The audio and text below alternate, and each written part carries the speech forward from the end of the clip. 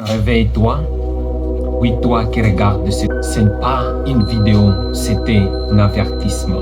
Tu penses que Dieu est silencieux, mais la vérité, c'est qu'il t'a parlé plusieurs fois, mais tu n'as pas compris, ou le pire, tu l'as ignoré. Quand nous lisons à Job 33, le verset 14, là, la parole de Dieu parle cependant tantôt d'une manière, tantôt d'une autre, et l'on n'y voit plus garde. Aujourd'hui, si tu écoutes jusqu'à la fin, ta vie peut changer. Mais si tu ignores, tu risques de penser à côté de ce que Dieu essaie de faire. Alors, arrête tout parce que Dieu parle encore.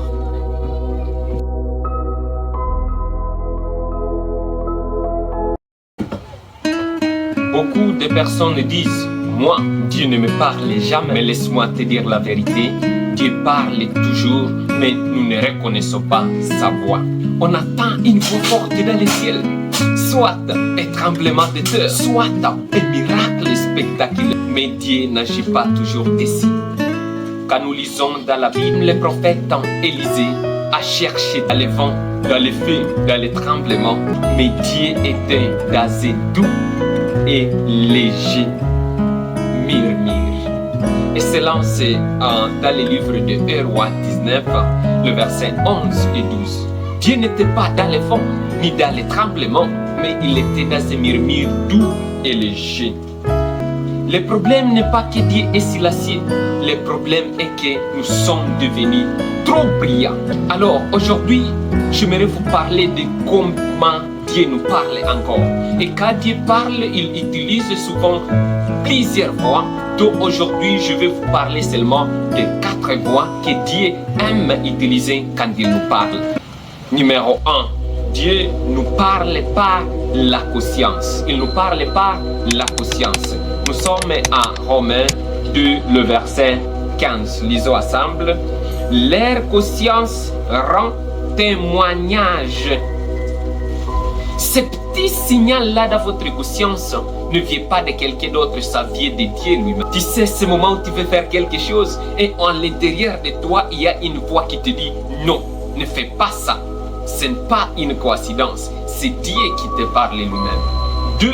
Dieu nous parle par des circonstances. Il parle par des circonstances.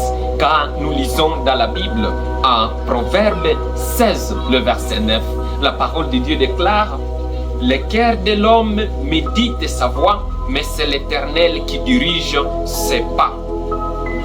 Tu fais des plans, mais c'est Dieu qui agit. Une porte se ferme, une relation qui échoue, un projet qui tombe. Ce n'est pas toujours le diable, c'est parfois Dieu qui protège. Laisse-moi vous parler de l'histoire que j'ai écoutée du tout que ça s'est passé dans la ville de Goma. On dit qu'il y a une maman qui a voulu sortir, partir. Il est arrivé à l'aéroport, il avait un bébé dans sa main. Et quand il a voulu monter dans l'avion, la femme a commencé à pleurer. Il a crié, il a crié. Et là, on a dit non, on ne peut pas marcher avec cet enfant parce que cet enfant dérangera dans l'avion. La maman a regretté d'avoir laissé, le fait que son fils a laissé qu'il ne monte pas dans l'avion. Mais ce qui s'est passé juste environ après quelques 10 minutes, l'avion a explosé. Et ce qui est encore plus frustrant, c'est que quand l'avion a décollé, la femme a cessé de pleurer. Mon frère, vous allez me dire que c'est une coïncidence? Parfois, Dieu parle par des circonstances. Numéro 3. Dieu nous parle au travers sa parole. Quand nous lisons dans les livres d'Hébreux 4, le verset 12, la parole de Dieu déclare: la parole de Dieu est vivante et efficace. Elle juge les sentiments et les pensées. Ça veut dire, quand tu lis la Bible lui-même te lit. Quand tu écoutes la Bible lui-même te parle. La Bible n'est pas un livre normal.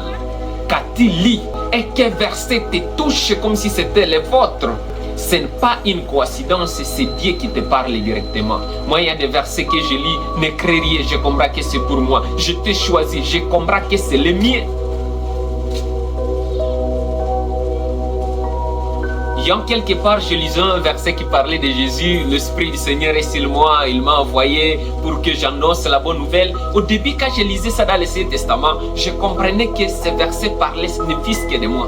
Après, on m'a dit non, ça prophétisait de Jésus. Mais moi, j'ai dit non, ça c'est aussi le mien. C'est moi que Dieu a parlé. Quatrièmement, Dieu nous parle par les avertissements. Nous sommes dans la Bible, en Hébreux 12, le verset 6, la parole de Dieu déclare: le Seigneur châtie celui qu'il aime. Le Seigneur châtie celui qu'il aime. Dieu te corrige parce qu'il t'aime.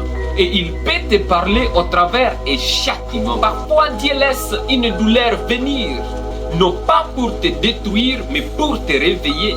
Dieu chuchote dans la peine et il crie dans ta douleur. Dieu peut utiliser aussi ce moyen-là. Un problème, votre pied se casse, il peut parler au travers de ça. Une maladie qui t'arrive, quelque part, tu reçois des fouets. Quelquefois, votre moto est prise quelque part pour te dire tu dois payer je ne sais pas, des taxes au lieu de marcher toujours comme ça en route. Dieu a différentes façons de parler. Le grand problème, mes frères, ce n'est pas que Dieu ne parle pas, mais le grand problème, c'est qu'on s'habitue à l'ignorer. En Hébreux 3, le verset 15, la Bible dit: n'endurcissez pas vos cœurs. Parce que au fur et à mesure que tu endurcis votre cœur, au début tu parles, au début tu ressens, mais après tu luttes et après quelques temps tu ne ressens plus rien. C'est pour cela en Éphésiens 4, le verset 19, la Bible va dire: ayant perdu tout sentiment. Là c'est très fort. La Bible confirme que tu ne peux plus rien ressentir à un certain moment. Dans la Bible, il y a un homme qui s'appelle Judas Iscariote. Il a marché avec Jésus, il s'est promené avec lui, il l'a écouté, il a vu Jésus marcher, Jésus manger, Jésus prêcher. Mais à force d'ignorer, son cœur est devenu dur, il a fini par trahir son sauveur. Luc 22, le verset 3 à 4, c'est l'histoire la plus frustrante. Raison pour laquelle le plus grand danger, ce n'est plus de ne plus tomber, mais de ne plus ressentir que l'on est en train de tomber. Raison pour laquelle aujourd'hui, si tu ressens quelque chose, ce n'est pas un hasard. C'est Dieu, il t'appelle pas pour te condamner, mais pour te sauver. Et quand vous allez lire en Apocalypse 3, le verset 20, la Bible dit: si vous entendez sa voix encore aujourd'hui, n'endurcissez pas vos cœurs. Quand il va te parler au travers ta conscience, quand il va te parler au travers sa parole, quand il va te parler au travers des circonstances, quand il va te parler au travers de ta propre conscience, n'endurcissez plus votre cœur. Quand Dieu parle, ce n'est pas pour te condamner, mais c'est pour te sauver. Ne dis plus: je n'ai jamais écouté Dieu parler. Non, il parle, mais reconnais quand il parle et n'endurcis pas ton cœur. Si tu ressens quelque chose, n'ignore pas ce message, garde-la pour toi. Ésaïe 55, verset 6 nous dit: cherchez l'Éternel pendant qu'il se laisse trouver. Ça veut dire il y a un temps limité pour la grâce. Alors, souviens-toi que Dieu parle toujours. Accepte d'écouter et de mettre en pratique ce qu'il te dit, parce qu'il veut te sauver, il veut te bénir et il veut te relever. Vas-tu encore repousser sa voix? Ou vas-tu maintenant te prendre? Si tu repousses, passe à un jour où tu n'écouteras plus sa voix. Alors, je t'invite à t'abonner sur cette chaîne si tu veux rester toujours réveillé. Ici, c'est la chaîne Hope Cry, cri d'espérance. L'Éternel revient et ce n'est pas seulement la voix dont tu as besoin de cris pour encore te réveiller. Que Dieu te bénisse. Abonne-toi, envoie ce message à quelqu'un pour qu'il puisse être béni. Au nom de Jésus. Amen.